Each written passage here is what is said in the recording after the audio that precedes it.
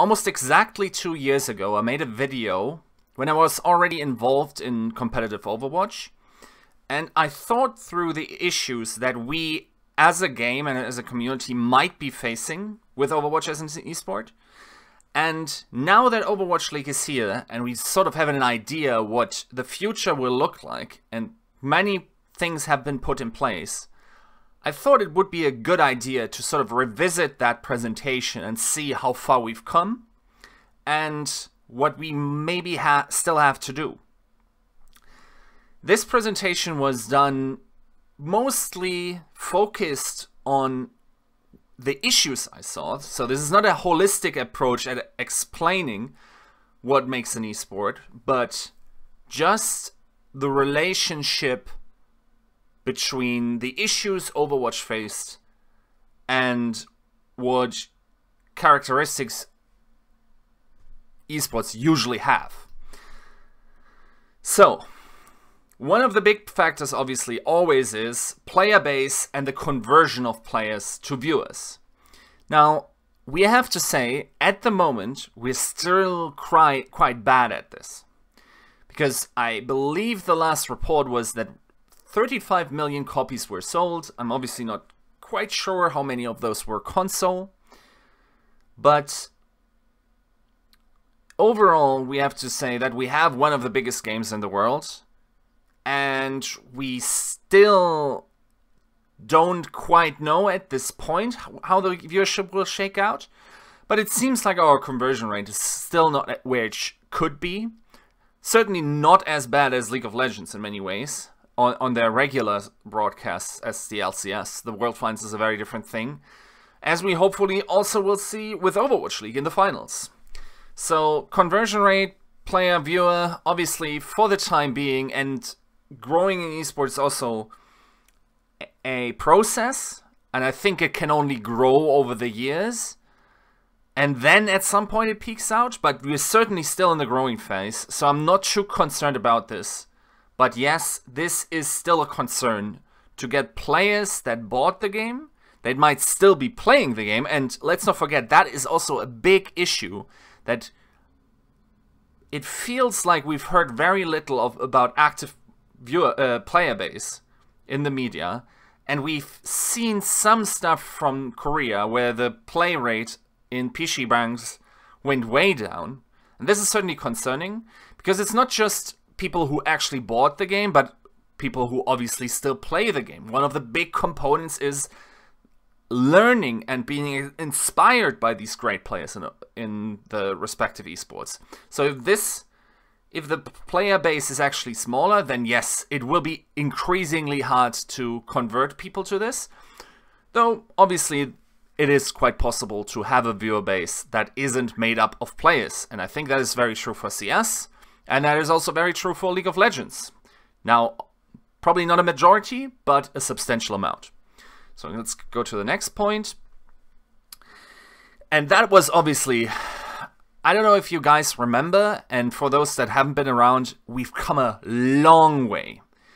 At some points in Overwatch as an esport, we didn't even have any UI to spectate these things.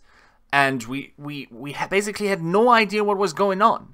Now we have all these tools. We have ult tracking, we have certain camera angles, we have different observers, we have a very good observing team.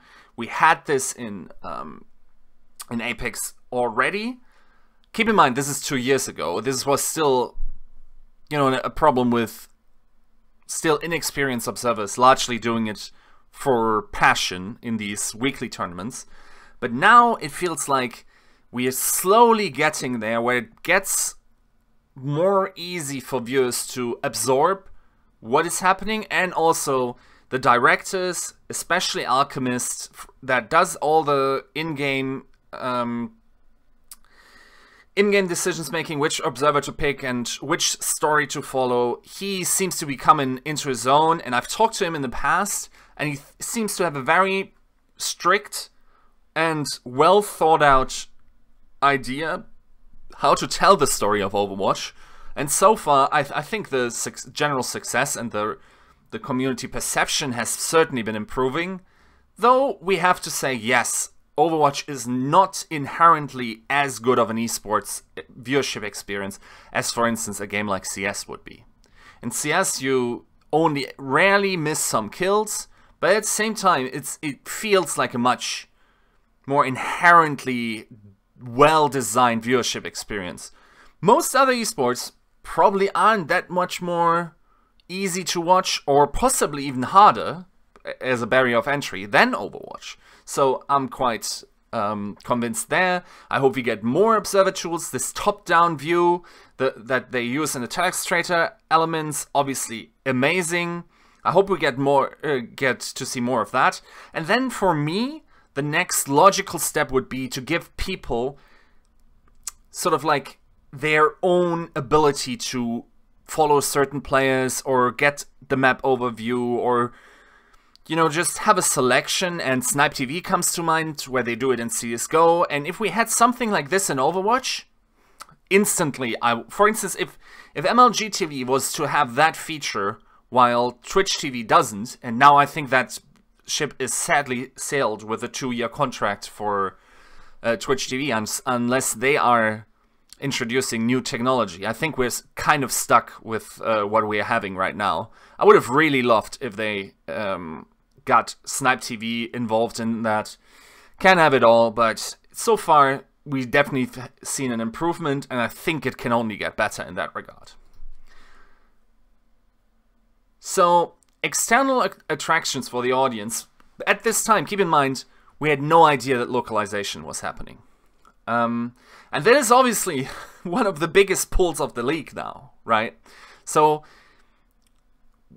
eventually, and I mean, the rumors are that it's probably not going to be after this season, probably not, maybe not even after Season 2, we still don't know yet. Keep in mind, there will be new Overwatch League teams. Are they then required to already have an arena when they join the league? It's sort of, it's an interesting topic, but in terms of just audience attraction from that, as a element of external attraction, yes, this is absolutely the case. And even though people like me that don't really enjoy the experience so much of, you know, watching Overwatch in a pub, because it's very, very little thinking about the game to be done, rather than more like being in the motion. I definitely see the value in that, but I'm personally not someone that enjoys it for that reason. But yes, this is a huge pull. We have seen, I mean, it could be a little bit of media bias, but the audience seems a lot more diverse. So if we look to South Korea, they have somehow managed to attract a lot of female viewers, which gives me a lot of hope that by opening up the female market of audience, now we suddenly could have even unlocked an even bigger pool of audience retention and audience growth, and that obviously will ultimately lead to the health and the longevity of the league. So quite happy with what's happening there. Other external factors, obviously we have gotten a lot of big personalities, like a Semler, like a Monty we didn't know about back then. Crumbs has now joined in, and that combined with our endemic talents, and granted some people are missing from that roster, like a Jason Kaplan and like a ZP, certainly have created an outward pull. And I think as well as Zoe, we've also have a great talent cast that can also bring people from other scenes into our into our own, and also bind them by their personalities, by these, you know, that fun shoulder content that they're doing. And ultimately, I'm positive and actually quite surprised that it turned out as well as it is currently looking with the first weeks of Overwatch League. At the same time, you have to say this was 2 years ago, and I was on the assumption we would have already had a year or so of Overwatch League, right? So, obviously, Overwatch League not announced, but you know, the big things starting up.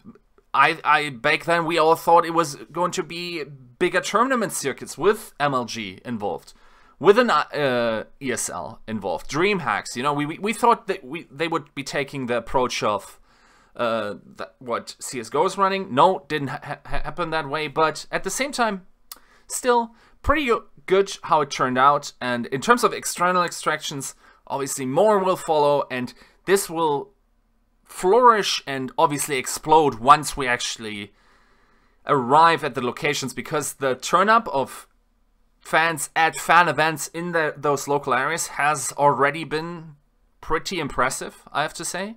Especially the ones Houston showed, which is no surprise given that they have the Optics audience behind them. But yeah, I think it's getting there, and I'm quite enthusiastic about those factors. Okay, this is still a problem, I feel like, and creating longevity and especially the transitioning from fun to satisfaction has only very, very slightly happened. So we're now 2 years about into the game of competitive Overwatch, even though some people would probably argue that it only just started up a couple of weeks ago, which I don't think is fair, and I'm not going to ignore that history.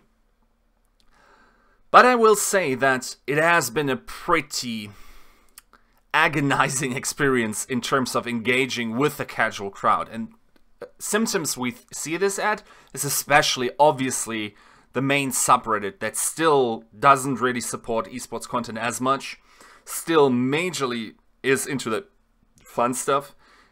We have a segregation of content, or separation, not separation of content groups or user groups. And to be fair, yes, competitive Overwatch keeps growing, and that is part of transitioning from fun to satisfaction. But we've still not engaged these people that, you know, for whom the game is just still fun. And I think fun is not lasting, while satisfaction much more is. And those people that then will also try to improve, try to watch these Overwatch League pros. Like, for instance, if you see the performances that Poco recently had, and if you're watching this in the future where you might not be able to remember what actually happened with Poco, he's currently on a mad diva bombing run where he perfected his diva bomb angles and has a tremendous amount of 41 kills in 3 matches so far in the Overwatch League. And that's obviously sick. And what we've learned from that is that doesn't seem to be a skill that is absolutely unattainable for casual players. If they had these angles and would practice them, much like flashbangs are in CSGO, then yes, I absolutely think this type of Overwatch League content would also inspire people to become better at the game. This is always a very big part of why people watch these games, right? And then also, yes, making it a fun experience. And as I said, the new talent we have also provide the fun. But at the same time, yes, satisfaction is a very big binding component for us to have a dedicated fan base that is also interested in self-improvement. So let's go to the next one. Ranked play. By God. Okay. So, if I remember correctly, ranked plays just started up or had not started up just yet. And we're now at a point, and it's slowly ebbing off. I'm not sure if the experience actually got better. We're at a point where performance-based SR above Diamond is currently being taken away. Only levels below Diamond still have performance-based SR. A lot of people have been whining about rank play. We still see less and less of that because Overwatch League players, so the big community influencers, are now mostly practicing in a LAN environment, which brings their own problems, but they still play a healthy amount of ranked play, and they still show up, and we still have full games of Overwatch League pros. We're still at a point where they are only allowed to queue with 2 people. At least that's the hearsay at this point. And still, with the influx of Koreans, I will say that it feels like at least the atmosphere has improved significantly, because they bring a new, fresh, more focused vibe into ranked play, and there's a lot less whining and a lot more, you know, drive to prove to these Korean players that we Westerners can do it too, if you are in the upper echelons of rank play and get to play with these guys. In general, we've just experienced a pretty big dissatisfaction with rank play over the last 2 seasons. Tier 2 ranked pro players that aren't in that Overwatch League groups are still crying their eyes out about it, and I'm not sure if it actually got at all better now, or if it's just, you know, a symptom. And while at the same time I absolutely agree this could just be a psychological issue of fatigue with the game anyway, and then, you know, push comes to shove, mercy happens too, obviously also a very big factor, and the environment turns toxic. Okay, that is about as much as I can say about this thing. Yeah, I will say we still gotta work on the rank play, because this is definitely still an entry level. Because if we think about the path to pro, we go from rank play into Overwatch Open, into Contenders, into Overwatch League, or ideally it would happen this way. And rank play is a crucial environment for our talent to develop, and also for interest for others to develop. And I think Blizzard can, this is one of those areas where I think Blizzard can still improve the most. Okay, this was a big one for me. That team wins weren't sexy. And to a degree, this has been sort of proven untrue, because there are some sweet combos in Overwatch. And with the Telestrator elements, we get a bigger appreciation of team plays. And the more you are into Overwatch, and I feel like Overwatch analysis, the more appreciation you can have for this. Though, for the general public, the more people there are, the more casuals there are, and casuals still don't quite as much enjoy the team play atmosphere, or the team play elements, and that's why our observing has now gone to often observing the key players. And the biggest clips aren't actually sick team effort wipes, they are individual plays. And that is the silver lining here, or actually the big benefit is that we still have characters that very much by individual skill can carry this. So obviously we've just witnessed Pine go off on McCree, and my god, I have a video on this channel if you want to see why I think he's so nuts, for more than just his aim and his movement. But we have obviously Widowmaker highlights upon Widowmaker highlight, we have pretty good Pharah plays, we have certainly Tracer 1 clips, we have pretty sick Zenyatta plays. The individual skill, and I think this is also due to the LAN client now, is definitely more coming into its own, and people can celebrate their star level players. And we've already seen in the first couple of weeks, we're currently mostly talking about Fleta, we're talking about Pine, on the horizon we see Flower, we obviously have great support players. Roger Hong still already had a couple of sick performances on Ana for some maps, even though she doesn't seem to be in the meta as much. They're styling on people right now, looks very nice. Is there anything other?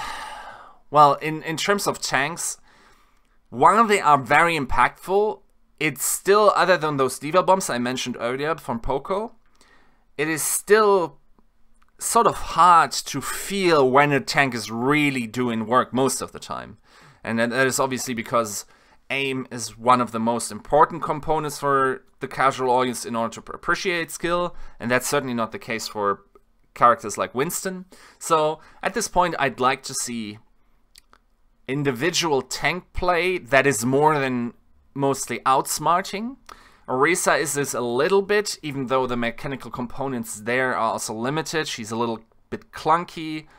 Ultimate is not as impactful in terms of big plays and, you know, impact and bringing the excitement to the audience.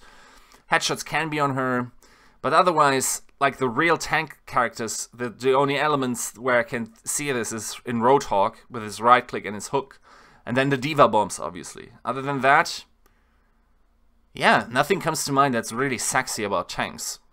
Supports since then have gotten more sexy. Obviously, Zenyatta is now a big one.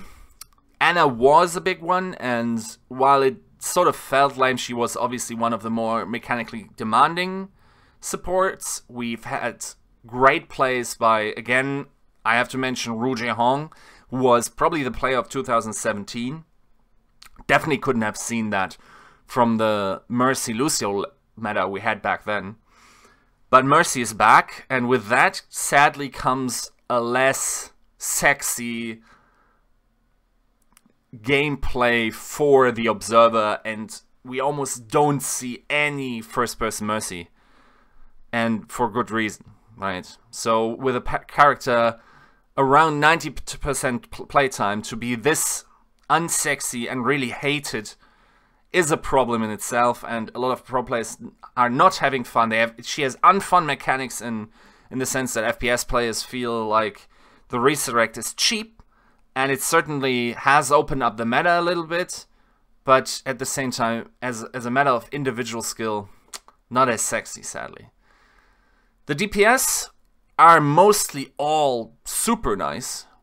The cheap ones we've gotten out for the most part, other than, you could argue Junkrat, even though there are some sexy elements to his play, like a mid-air left click, for instance, onto a Pharah is still pretty sexy, but his shift feels cheap. He also counters the notoriously high-skill characters like Tracer at the moment. He has a pretty good fare against Genji. That's a problem. But these characters, these high-skill DPS characters, like a McCree, like a Tracer, and like a Genji, are still in the meta. And especially McCree is now making a comeback. And he's probably the most exciting DPS character, at least for me, other than Widow. Because inherently, if I have to put myself into the position of a normal audience member, I think flick shots are just the most impressive thing, because they're so far removed from the experience of the audience. And they're the most transparent displays of skill for them. Alright, so we can definitely do more to still improve on the level of play, and I hope we get more carry performances, but still, I mean, we've just had Pine. Like, it is almost proven that while maybe not as hard carry as, for instance, star players could be in CSGO, we are at a pretty good level right now, and certainly a better level than we had back then, at least a perceived level, even though we hear a lot of DPS players on Western teams at the moment in Overwatch leagues claim that the game is mostly decided by the supports and especially the tanks, which I agree to a point. Though the individual skill pieces are still the sexy element, and even though they might not be the most impactful anymore, which I don't necessarily agree with, it depends on the comp, they still look the most impactful, and a pick from a Widow, or a sick sequence of kills from a Widow, from a McCree, even from a Soldier, even though we see him less, is still very exciting. So I'm pretty happy about this. Still, certainly could improve, but we got cheap stuff like Reaper out of the meta, and even like triple or quad tank, even though we might see it in the future, was obviously very lame. And we're not in a meta where it's as boring as that was. Happy Little Accidents was more like a side point, because back then there was still ledge dashing for Genjis, and let me think, were there other little tricks? Yeah, like for instance, okay, I don't think it was found out at that time, but you know, the super jump that we saw with Winston. Blizzard has been pretty good at keeping these mostly in the game, though ledge dashing obviously is gone now for probably good reasons. But the other ones, for instance, maybe it was even attended, like the jumps that Moira can do over obstacles with her shift is still in the game. Lucio can do some neat tricks. I mean, this was more like a side point in order to develop deeper mechanical or strategical levels than Blizzard initially intended, and let the game flourish more into these more nuanced or more technical play parts, where I think that their character design has already achieved that goal. So Happy Little Accidents, less of a point now, admittedly, than it was back then. And then the last point is almost completely proven to be false. Nobody thinks of consoles when they think of Overwatch as an esport, so this didn't turn out to be a problem whatsoever. I hope this was sort of insightful as to what the position was we were in, and then what it is now, and in what the trajectory for these different parts is. To sort of have like a historical context, and then to see where the way will go. And maybe down the line, maybe after the first season, I'll do one of these again. And as you've heard, I already tried to put some little references in. So if you go back in a year or in a year or two, you get to see how it developed then and have it like a sort of like nice little hindsight series on these metrics. Thanks for watching.